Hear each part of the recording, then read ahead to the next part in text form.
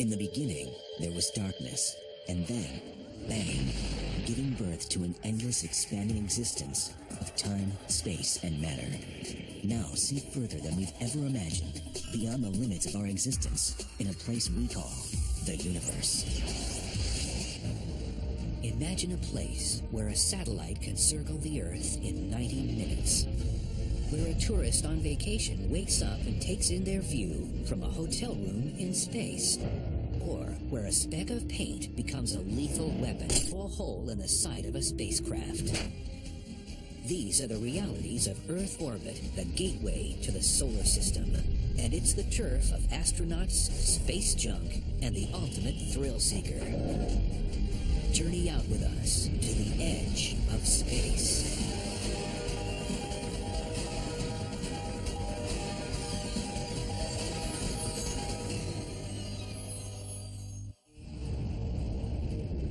In the not-so-distant future, a human will board a rocket, sit on an open platform, and launch 120 miles straight up into Earth orbit. Dressed in a high-tech spacesuit, he'll peer through a quartz-coated visor and take in an unparalleled view.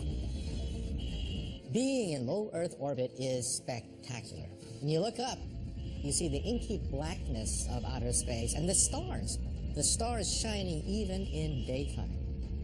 Looking down, you see the hazy blue glow of this gigantic ocean right underneath your feet.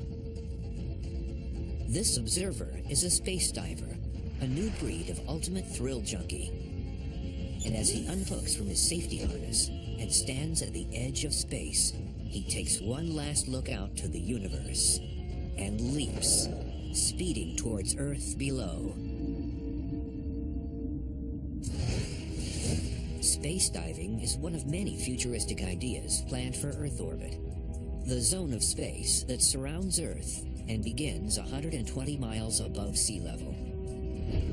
It's the home to satellites and the space station. And if orbital outfitters have their way, the ultimate extreme sport, skydiving from space.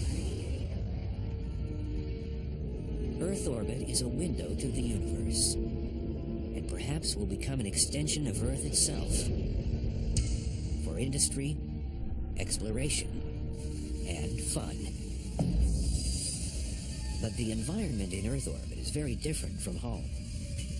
Oxygen ceases to exist here, and the atmosphere that provides a protective shield around Earth disappears. Cosmic threats lurk for those who dare explore here. We forget that outer space is dangerous.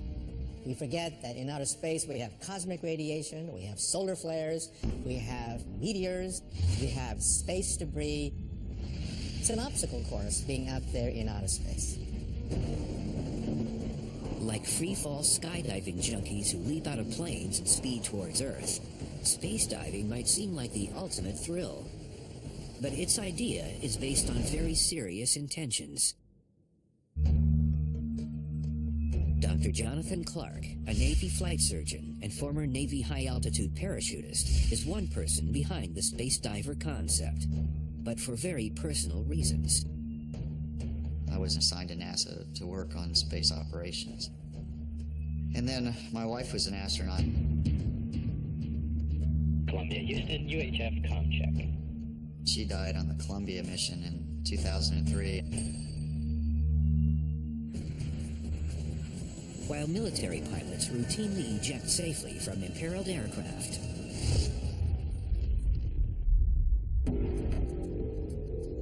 currently, there is no evacuation procedure for astronauts to eject from a spacecraft during a catastrophic event. About 1% of the time, we have a major booster rocket failure or a catastrophe in outer space. Perhaps the skydiver spacesuit will become a new safety device for astronauts to use on missions. And its first test is a 160,000-foot jump. To survive re-entry, the skydiver spacesuit has many critical features. A protective one-piece jumpsuit that insulates from the negative 40-degree Fahrenheit space environment to the 464-degree heat generated from re-entry. Small gas jets on each glove to orient and direct the body during weightlessness. A full closed-loop oxygen system that will recirculate and remove carbon dioxide for the 10-minute trip home. A drogue parachute to stabilize the space diver as they come closer to Earth. And a traditional parachute that will deploy at 3,000 feet for a safe landing. And the journey will be spectacular. In the first 2 minutes of the jump, the space diver will reach speeds of 2,500 miles per hour while in free fall. Atmospheric drag will heat the spacesuit to 474 degrees Fahrenheit and slow the space diver to terminal velocity, 120 miles per hour. As his drogue parachute breaks free at 7 minutes, he will begin to slow down. Finally, at 3,000 feet, a regular parachute deploys, and the space diver lands safely on the ground. It will be cinematic. Chris Gillum is a Hollywood costume designer and chief designer for Orbital Outfitters. He has an array of spacesuits he's designing for the company. His passion for accuracy in his costumes eventually landed him a real commission with NASA to design a woman's upper torso spacesuit. While looking at real suits very close up, you start to understand that they're not just a white jumpsuit with plastic fittings and a bubble helmet. Think of a spacesuit as a personal spacecraft. To protect the body, spacesuits are designed in layers. Imagine the kind of clothes that you'd have to wear if you were walking through the Sahara on twice its worst day ever, and then make one more step and you're into the Arctic. That's the kind of clothes you have to wear.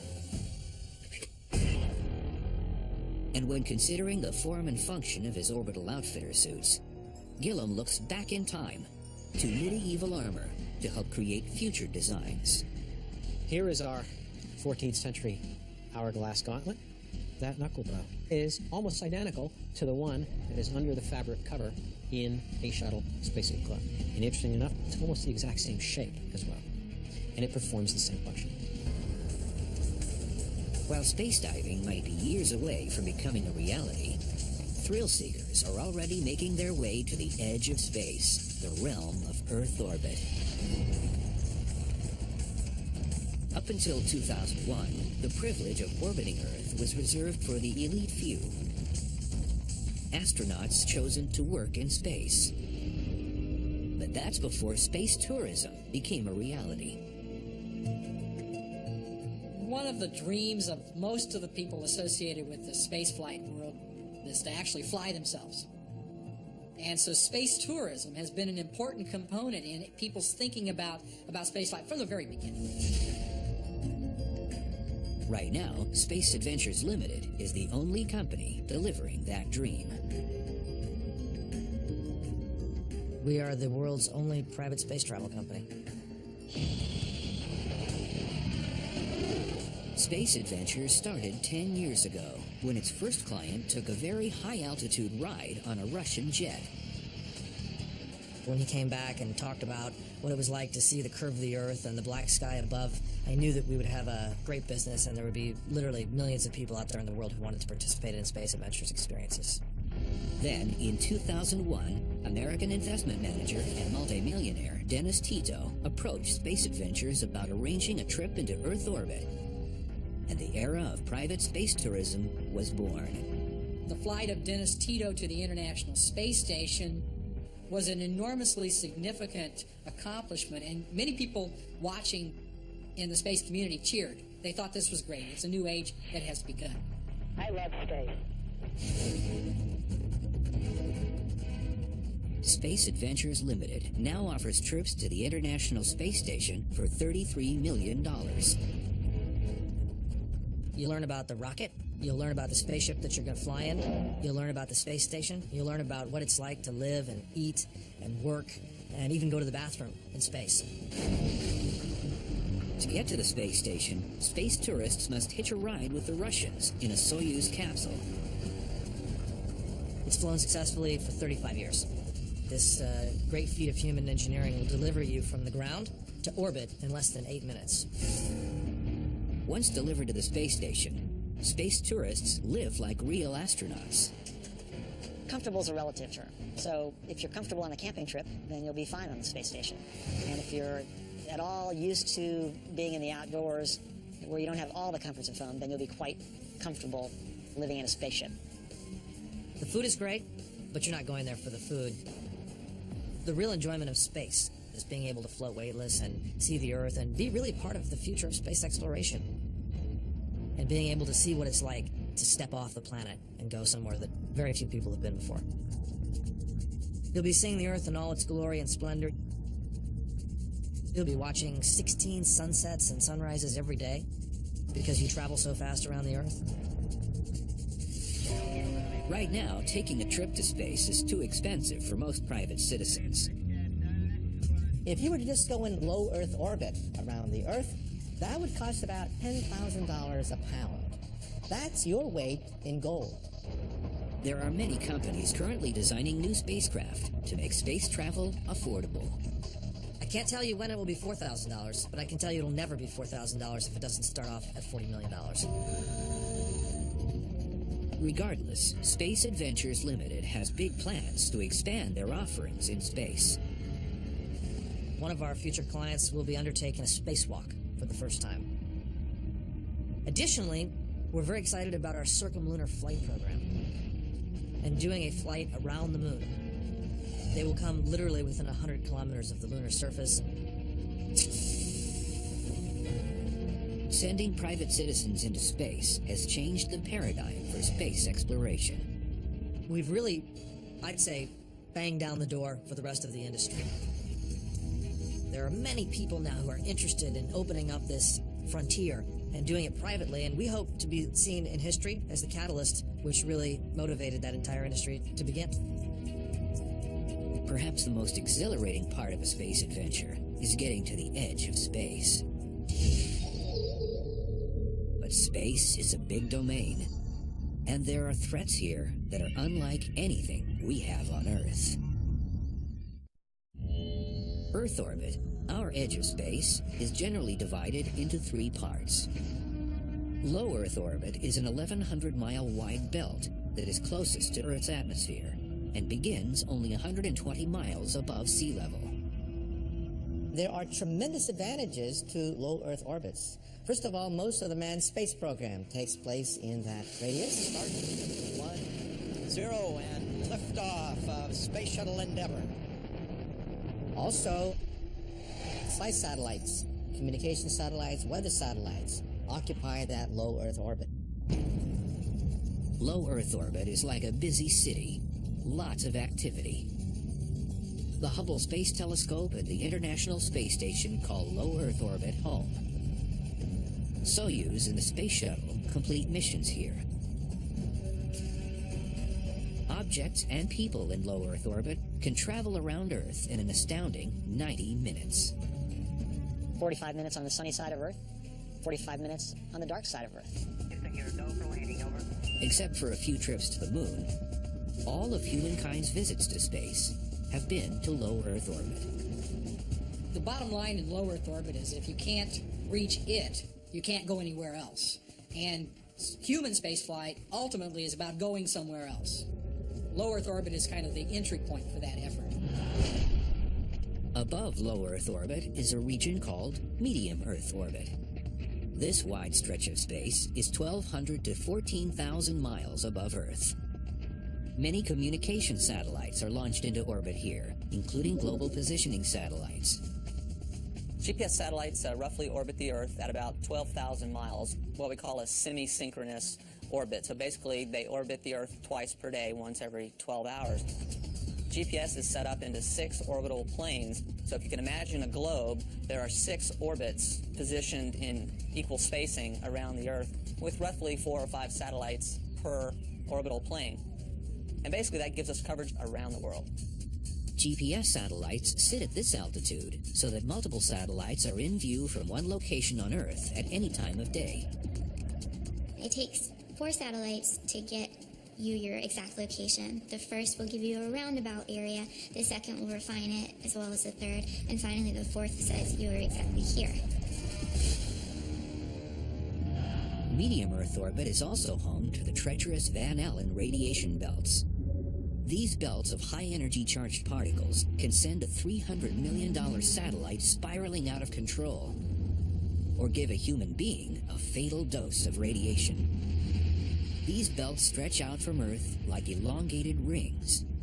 Satellites are carefully placed in specific altitudes to avoid these destructive belts of particles from the Sun. Even farther out lies high Earth orbit, or geosynchronous orbit. If low Earth orbit is a busy city, high Earth orbit is rural farmland.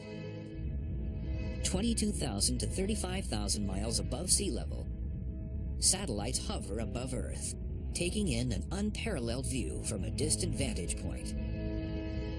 Here, over 2,000 satellites call high Earth orbit home.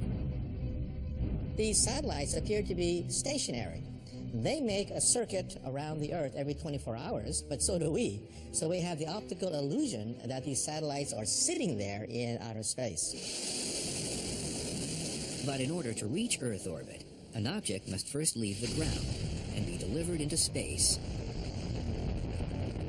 To do this, a rocket or spacecraft needs to achieve the appropriate speed and hit a target direction and altitude. Go even a few miles per hour too slow, and the forces of gravity and drag of the atmosphere will pull a spacecraft down, crashing it to the ground. So the idea is to get out of the drag of the lower atmosphere, beyond all that turbulence and friction, and then start racing for the right direction and speed after you get up above the sensible atmosphere. And there's a very good reason why spacecraft launch straight up rather than at an angle like an airplane. So what typical space launches do is go straight up through the atmosphere to get through the thickest part initially, and then they begin to arc over a few miles up and then start to increase their velocity in the desired direction. To reach a target orbit, a spacecraft must travel 17,500 miles per hour and follow a specific trajectory from the ground to desired altitude. Even 1 degree off, and a spacecraft will end up in the wrong orbit. After an 8-minute ride and millions of gallons of fuel burned, a spacecraft is now in orbit. An orbit is a reoccurring path around another object. Like Earth revolving around the Sun, a satellite or spacecraft is held in orbit by gravity. Earth's mass creates a gravitational force that deflects an object's path from a straight line. It might be assumed that Earth's gravitational pull loses much of its influence this high in the sky. But in low Earth orbit, Earth's gravity is only 2% less powerful than it is on the surface of the planet. The way you stay in orbit is to go at a high enough speed or velocity that you are falling back to the Earth, but you're going so fast that your curved path actually never strikes the curved surface of the Earth.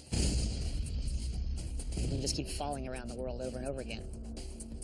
So you're not leaving the gravity behind, but you're being spun around the planet by gravity. It's what's holding you in this circular path around the planet, and it's making you fall back to Earth. In theory, objects can stay in orbit forever, as long as they have enough speed to resist the pull of Earth's gravity. There are 2 types of orbits, circular and elliptical. Circular orbits are for satellites or spacecraft that need to maintain a consistent altitude and travel in a regular circle around Earth. Mapping satellites, GPS, and weather satellites all use circular orbits. Elliptical orbits are oval in shape. They're used when a high altitude is needed for part of the orbit, without having to go all the way to high-altitude circular orbit. Spacecraft delivering satellites into high orbits use elliptical orbits to deliver their payloads. Whether traveling in a circle or an elliptical path, there are many things in Earth orbit that are dangerous. In October 2007, the U.S. Navy shot down an out-of-service satellite with a cruise missile before it re-entered the atmosphere. The reason? The satellite carried hazardous material on board, and had it crashed to the ground, could have poisoned thousands. That hazardous material was 1,000 pounds of hydrazine, which is a standard propellant. The operation was called Burnt Frost, and it was the most elaborate effort thus far to protect the world from a serious yet growing problem called space debris, or space junk. Space junk is anything that's man-made that was put into space and is no longer functioning. Oh, we've got junk that's been up there for as long as we've been in space. Like a junkyard slowly becoming cluttered with debris. From the first launch of Sputnik in 1957, debris has steadily been accumulating around planet Earth. 50 years into the space race, we have littered the heavens with our garbage. And now, about 20,000 pieces later, Earth orbit has turned into a deadly debris-filled junkyard. It looks like the Earth surrounded by a hive of bees. Most of the space debris includes shards of rockets, satellites that no longer function, or pieces of an object that have broken up after a launch. Caught in Earth's gravitational pull, these pieces are traveling upwards of 22,000 miles per hour. Say more than 10 times faster than a bullet? A collision between functioning objects such as satellites or inhabited spacecraft and space junk could be catastrophic.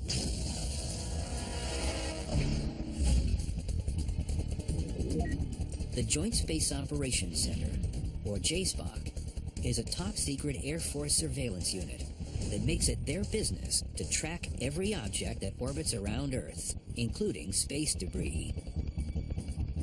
We use a number of different sensors around the world, known as the Space Surveillance Network. It's a network of 29 stations all around the globe, radars as well as optical telescopes that track over 18,000 man-made objects in space. And that includes active satellites as well as dead satellites, and then rocket bodies that were associated with those launches, as well as debris, things that have just shed off. If they were to run into each other, it really would be a catastrophic conjunction.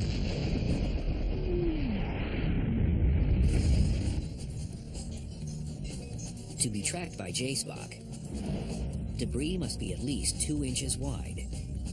There are much smaller objects that cannot be tracked.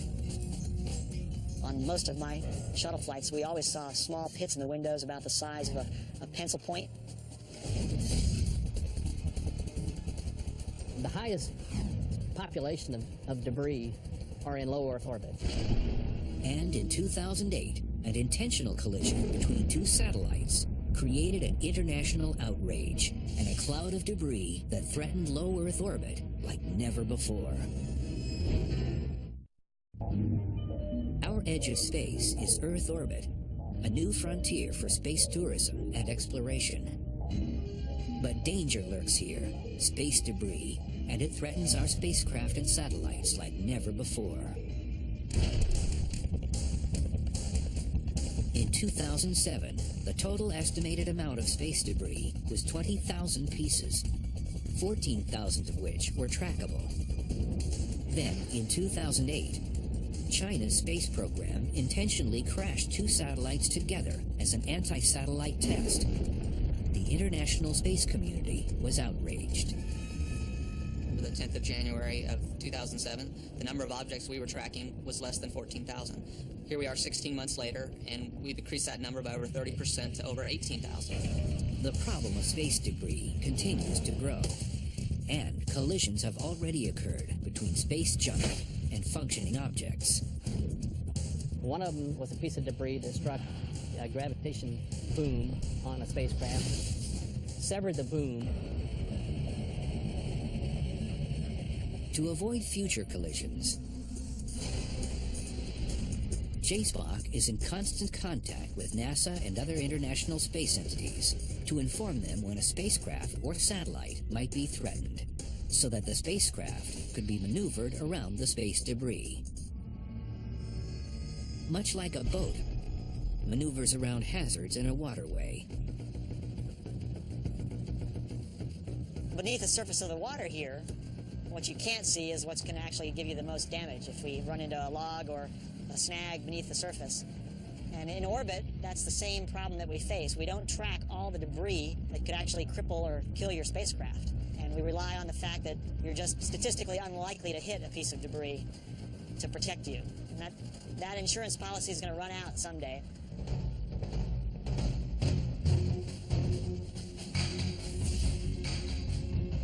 Fortunately, there haven't been any catastrophic collisions between inhabited spacecraft and space debris. Yet. We've never seen a human-piloted spacecraft run into orbital debris and been damaged, but we've had some close calls. Objects, no matter what their size, are always in danger of being pulled out of their orbits by orbital decay.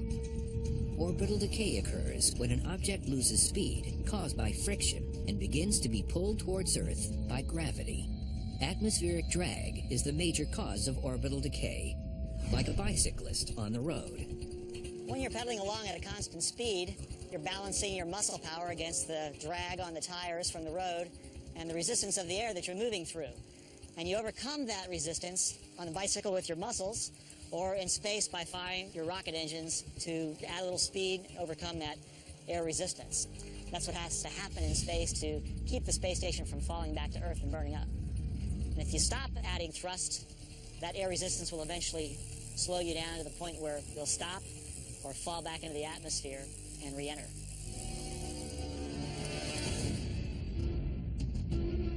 Some pieces survive re-entry.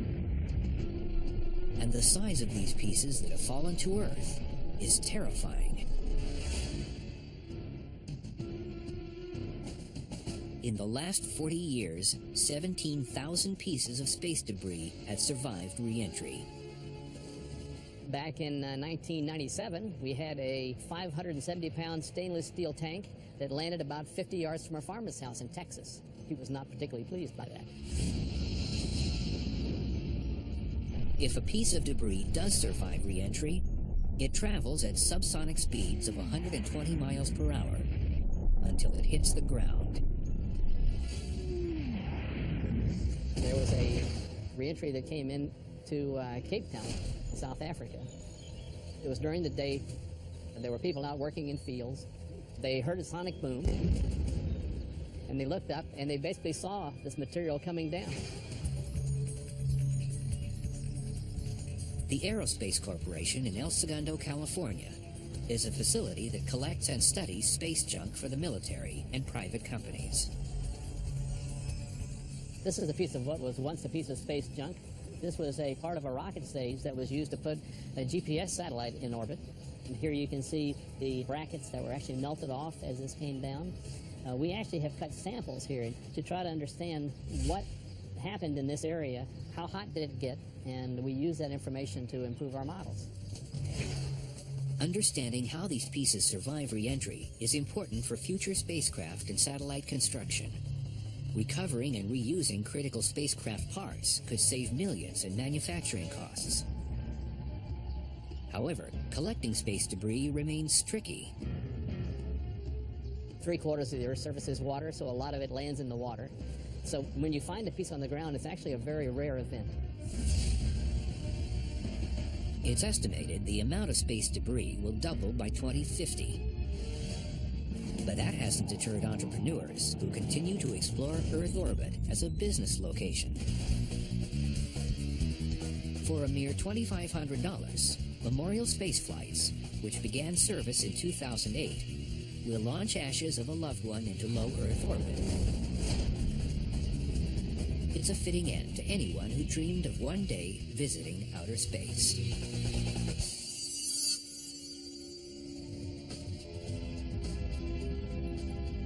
This is just one of the many ideas entrepreneurs are developing for Earth orbit. But to run a business in space, there needs to be a way to obtain permanent occupancy. Here we are in the early years of the 21st century, and I foresee space becoming an industrial park.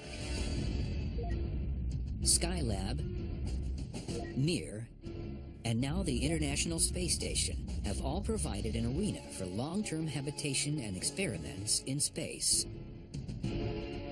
What if private companies could also have spacecraft orbiting the Earth? I think we were and are the first company to have deployed that kind of structure.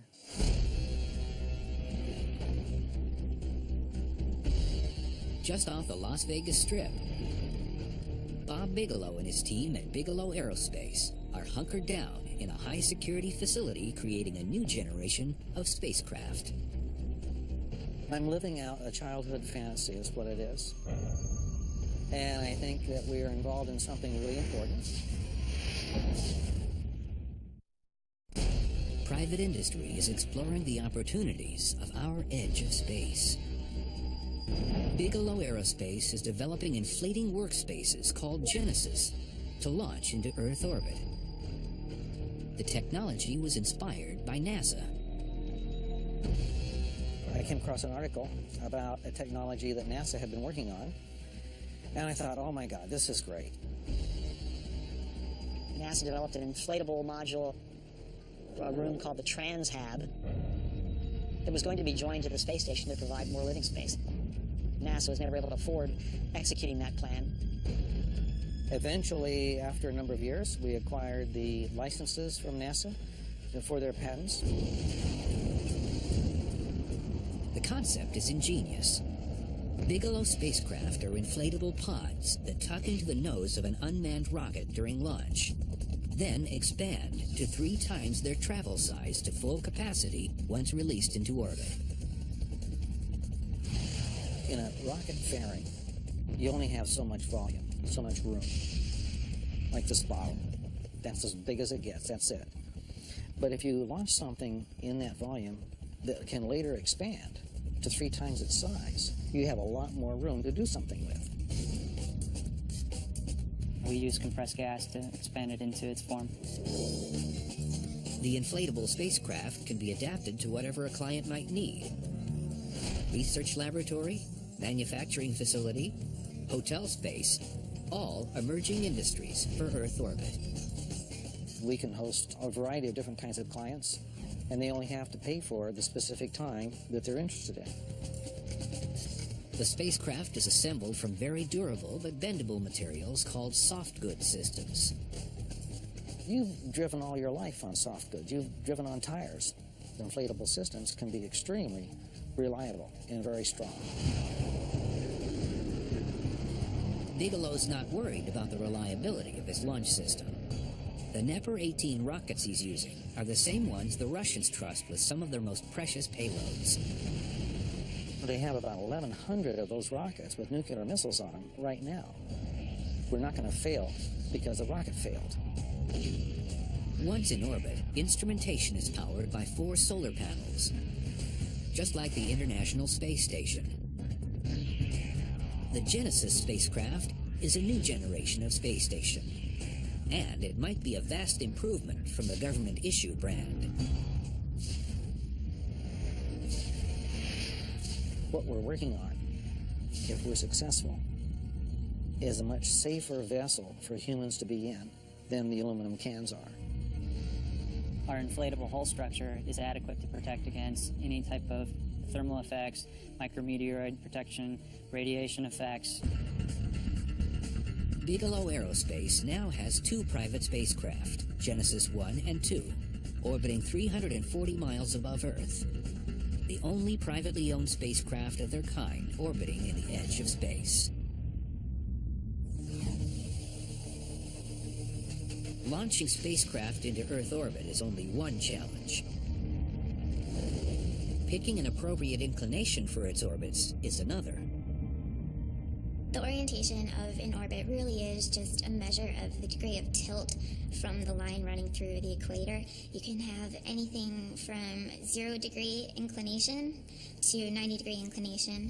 The 0 degree inclination is absolutely no tilt whatsoever from the equator, and that is called an equatorial orbit. Whereas if you have a 90 degree tilt from the equator, that is polar orbit. Satellites and spacecraft are launched into different inclinations, depending on their mission, because different inclinations pass over different parts of Earth.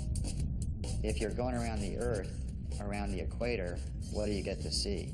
It's just what's below you, which is going to be what? The equator. So an inclination of the orbit at, say, 56 degrees covers almost all of the population of the Earth. A polar orbit satellite has the ability to view the entire Earth in a few orbital rotations. As the Earth slowly rotates below, the satellite keeps sweeping overhead, allowing the entire Earth to be observed in a short period of time. If the mission is for espionage or observation, sun-synchronous orbits allow satellites to pass over the same point on Earth at the same time every day. They shift 1 degree each Earth day to stay in sync with the Sun at a given location.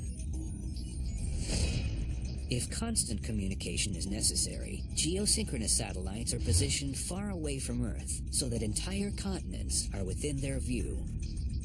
It matches the rotation of the Earth and appears to hover in the sky. It's a very useful trait of that orbit because you can then stay constantly in radio or television touch with the spot on the ground below. Earth orbit is the natural extension of Earth's occupation in space. And if future plans pan out, the industrialization of the edge of space will happen in the near future.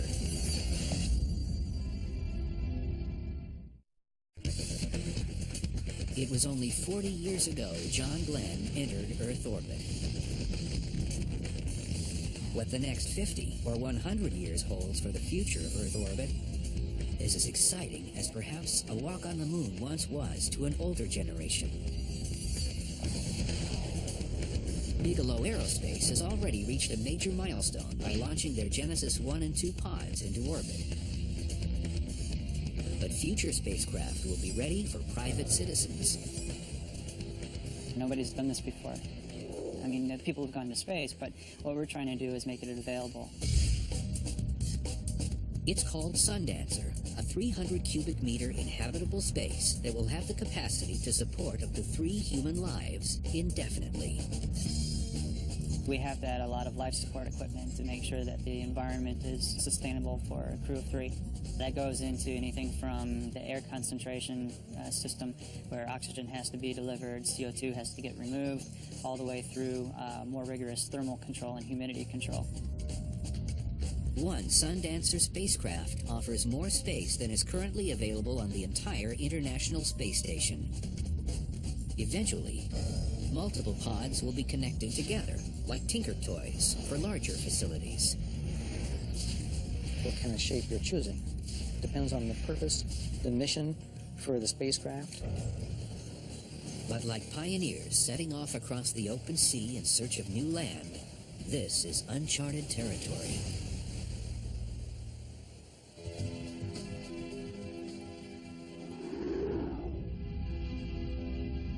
We have an opportunity to turn that vision into a reality. And so far, that's exactly what we're doing. They are one group of many that dream of permanent occupancy at the edge of space. One thing remains clear. Earth needs an easy way to deliver spacecraft, cargo, and people into space to take advantage of Earth orbit. And the ideas are spectacular. There have been all kinds of concepts, like space elevators. How about a space fountain? A highly energized wave of particles that lifts cargo up into Earth orbit.